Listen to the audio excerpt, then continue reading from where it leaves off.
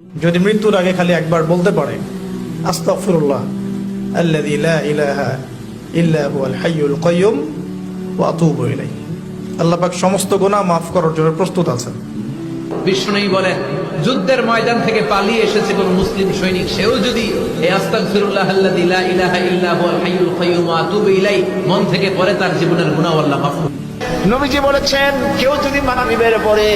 আর ইশার পরে, ফজরের পরে আর ইশার পরে যদি 3 বার পড়ে আস্তাগফিরুল্লাহ আল্লাযী লা ইলাহা ইল্লা হুয়াল হাইয়ুল কাইয়্যুম ওয়া আতুবু ইলাইহি 3 বার করে যদি পড়ে, সাগরের ফেনা তুল্য গুনাহ যদি থাকে আল্লাহ তাআলা মাফ করে দিবেন। যদি মৃত্যুর আগে খালি একবার বলতে পারে আস্তাগফিরুল্লাহ আল্লাযী লা ইলাহা